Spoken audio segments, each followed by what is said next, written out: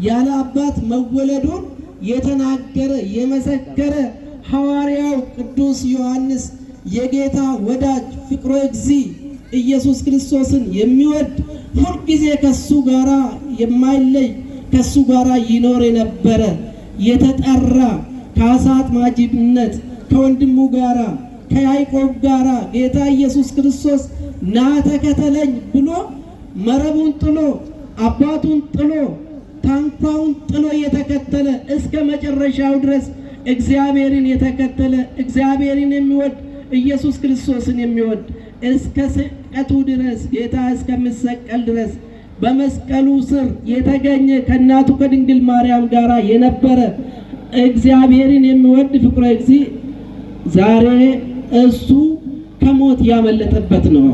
አካሄዱን ከእግዚአብሔር ጋር ስላደረገ ሞት አላገኘውም።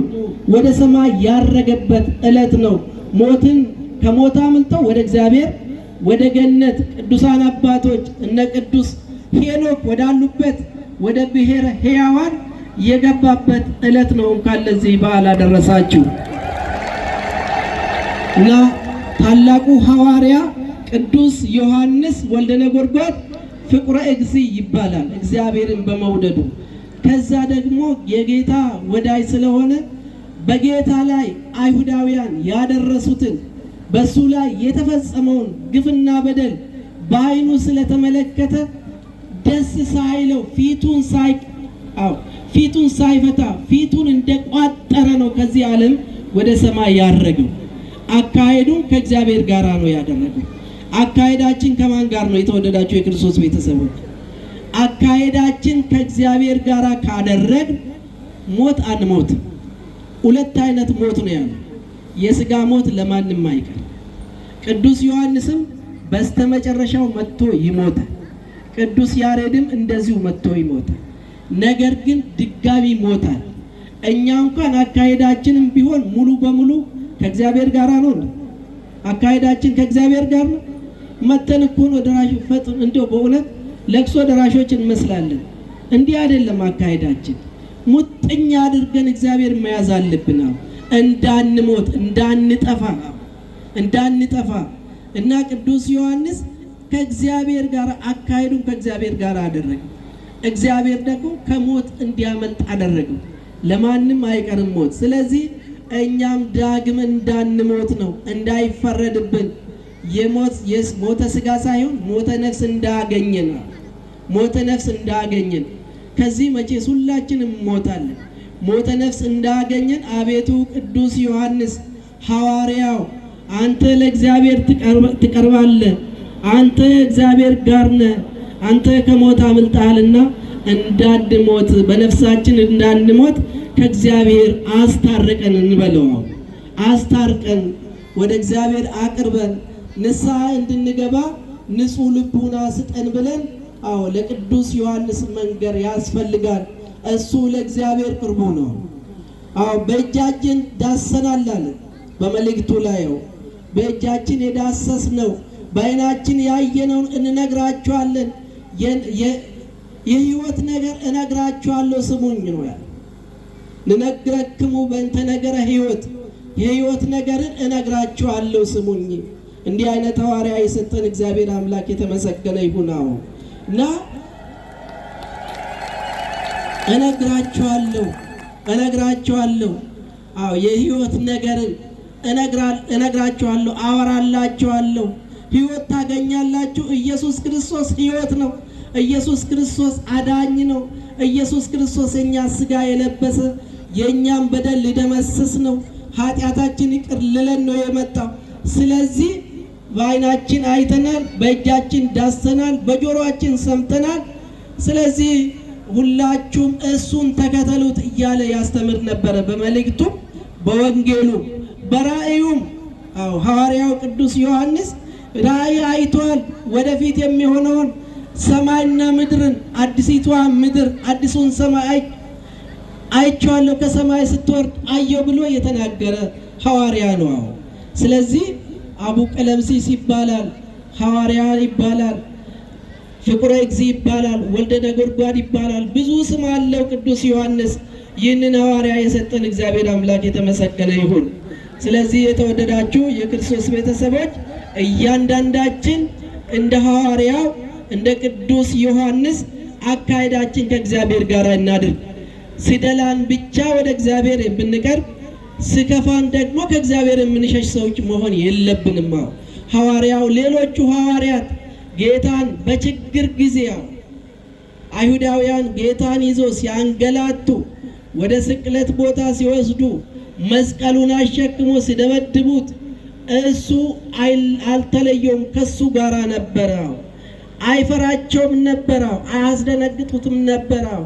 እሱ እግዚአብሔርን ተከትሎ ነበር። ሌሎቹ እነ ቅዱስ ጴጥሮስ ሌሎቹ ሐዋርያት አልቻሉትም። በጌታ ላይ ሲደርስ የነበረው መከራ ሲያዩ በሱ ላይ ምንም ሳያጠፋ በሱ ላይ ይህን ሁሉ ሲያደርጉ የነበሩ ሰዎች በእኛ ላይ ምንኛ የከፋ ይፈጽሙብናል ብለው ሲሸሹ፣ እሱ ግን እስከ መጨረሻው ድረስ ጸንቶ ነው የተገኘው በመስቀል ስር ከእናቱ ከቅድስት ድንግል ማርያም ጋር። ጌታም በመስቀል ላይ ሆኖ በመጨረሻው ጊዜ ነፍሱ ከስጋ ቅድስት ነፍሱ ከስጋ ሳትለይ አባት እግዚአብሔር አምላክ ከሰማይ ሆኖ እናቱን ሲመለከት ቅዱስ ዮሐንስን እየተመለከተ አንቺ ሴት እነሆ ልጅሽ፣ ከዛሬ ጀምሮ ከሱ ጋር ኑሪ፣ እነሆ ልጅሽ አደራ ብሎ እናቱን ቅድስት ድንግል ማርያምን የተቀበለልን በሱ አማካይነት እናታችን ቅድስት ድንግልን አግኝተናል። ባደራ ለኛ ተሰጥታናለች። የአደራ አባታችን ቅድስት ድንግል ማርያምን ተቀብሎ በቤቱ ያኖረ ታላቅ ሐዋርያ ነውና እናቱ ቅድስት ድንግል ማርያምን ደግሞ ከሱ ጋራ የኖረች ስትባርከው የጌታ እናት በእያንዳንዳችን ቤት ብትገባ ምንኛ እንደሰታለን። ቤታችን እኮ የተባረከ ይሆናል። የጎደለው ሁሉ ይሞላል። ሕይወታችን ይቀደሳል። ኃጢአታችንን እግዚአብሔር ይቅር ይለናል። ቅዱስ ዮሐንስ እናቱ ድንግል ማርያምን ባደራ የተቀበለ ታማኝ ሐዋርያ ነው። ስለዚህ ይህንን ታማኝ ሐዋርያ የሰጠን እግዚአብሔር አምላክ ስሙ ይክበር ይመስገን እና ሁላችንም ጽኑዎች መሆን አለብን። ኡንዱም ትኬኛ ዋቀዮ ኑፍከን አደራ ዋኑ እንጀሬፍ አደራ ኤጉ ኑበርባችስ። አንዳንድ ሰዎች አደራ የሚበሉ ሰዎች አሉ የሉ? የምታመን ሰው አለ? እንደዛሬ ጥሩ ጓደኛ አለ? ጊዜውን አይቶ የሚከዳ እኮ ይሁዳ እኮ ለ30 ብር ብሎ ጌታውን ሲሸጥ፣ ቅዱስ ዮሐንስ ግን አያስፈልገኝም ብሎ እኮ ነው የተው። ሌሎቹ ሐዋርያት ብንታመን ይሻለናል፣ እግዚአብሔር ይሻለናል፣ ይህ ነገር ሁሉ ያልፋል ብሎ እኮ ነው ከጌታ ጋር የኖሩት። ያንን መከራ ሁሉ እያዩ መከራ ሁሉ ተቀብሎ ነው የኖሩት። ቅዱስ ዮሐንስም ብዙ መከራ ደርሶበታል፣ ስደት ሁሉ ደርሶበታል። የእግዚአብሔር ሰው ይሰደዳል። የተወደዳችሁ የክርስቶስ ቤተሰቦች እግዚአብሔርን የምትወዱ ከሆነ ክርስቲያን እኮ ሁል ጊዜ ስደተኛ እኮ ክርስቲያን ይሰደዳል። ብዙ መከራ ይደርስበታል፣ ብዙ ፈተና ይደርስበታል። ለምን? መንግስታችን ከዚህ ምድር አይደለም። ኑሮአችን በዚህ አይደለም። የኛ ኑሮአችን ቤት ነው። ተናገሩ እስኪ፣ ቤት ነው። በሰማይ እኮ ነው የኛ ነው። ቢኖረንም ባይኖረንም አላፊ ጠፊ ነው። ሀብታቸው በምድር እስኪታክታቸው ድረስ ያላቸው ሰዎች እኮ ሀብታቸውን ጥሎ ይሄዳሉ። ከዛች መካከል ምንም ይዞ የሚሄዱት ነገር የለም። ነገር ግን ከሁሉ የሚበልጥ እግዚአብሔር ነው። ስለዚህ ከሁሉ እግዚአብሔር ይበልጣልና እግዚአብሔርን እንከተለው። ለጊዜያዊ ጥቅም ብለን እግዚአብሔርን እንቅረባ። ቅዱስ ዮሐንስ ሳይደሰት ነው ከዚህ ምድር ላይ ወደ ሰማይ ያረገው። ለምን? የላኛው ደስታ ይበልጣል። በዚህች ምድር ላይ ብንደሰት ከጊዜ በኋላ ምን ያስከትላል? ደስታ ምን ያስከትላል? ምድራዊ ሀዘን አለ የለም? ሀዘን አለ እኮ። ከዛ በኋላ ሀዘን አለ፣ ከዛ በኋላ ጭንቀት አለ፣ ከዛ በኋላ ፈተና አለ። ነገር ግን ከእግዚአብሔር ጋር የሆኑ ሰዎች የእግዚአብሔር ሰው ሁልጊዜ ይደሰታል። ምድራዊ ደስታ ሳይሆን ሰማያዊ ደስታ ስለሚጠብቀው ማለት ነው። በዚህች ምድር ብናዝን ምንም ትርፍ የለውም። የኛ ተስፋችን ደስታችን ከሰማይ ነውና ያንን ሰማያዊ ደስታ ነው መጠበቅ አለብን እና ጌታን አይቶ ተደሰቱ፣ ደስ አላቸው። ስለዚህ ሁላችንም ለብርሃነ ልደቱ አድርሶናልና እንኳን ደስ አላችሁ። እያንዳንዳችን ከልብ ልንደሰት ይገባል። ወደ እግዚአብሔር ስትመጡ ማዘን የለባችሁ፣ ተስፋ መቁረጥ የለባችሁ። በእግዚአብሔር ላይ ይሁን ተስፋችን። ሁልጊዜ የእኛ ተስፋ በማን ላይ ይሁን?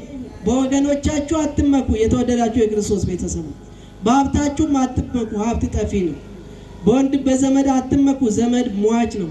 በአባት በእናትም አትመኩ፣ እናትም በሞት ትነጠቃለች። በልጆቻችሁም አትመኩ፣ ልጆቻችሁም ይሞታሉ፣ እናንተም ትሞታላችሁ። መመኪያችን ማን መሆን አለበት? እግዚአብሔር ነው መሆን ያለበት የእኛ መመኪያ። እግዚአብሔር መሆን አለበት። በቤታችን መመካት የለብን፣ በሀብታችን መመካት የለብንም። ለምን? ጥለን እንመጣለን። ወደዚህ ነው የምንመጣው።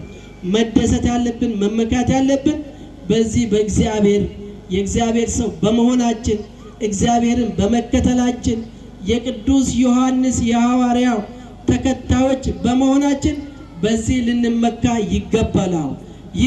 ይህ መመኪያችን የማያልፍ ነው፣ ሰማያዊ ነው፣ የሚያልፍ አይደለም፣ ምድራዊ አይደለም፣ ለዘላለም ጸንቶ የሚኖር ነው። ዘላለማዊ የሆነ ደስታ እንዲሰጠን ከእግዚአብሔር ጋር እንሁን። የእግዚአብሔር ደስታ ሐዘንን አያስከትልም። ምድራዊ ደስታ ሐዘንን ያስከትላል። ስለዚህ የተዘጋው ደጅ የተከፈተበት ከእግዚአብሔር ጋር የታረቅንበት ከመላእክት ጋር የሆነን የዘመርንበት ወቅት ስለሆነ እንኳን አደረሳችሁ።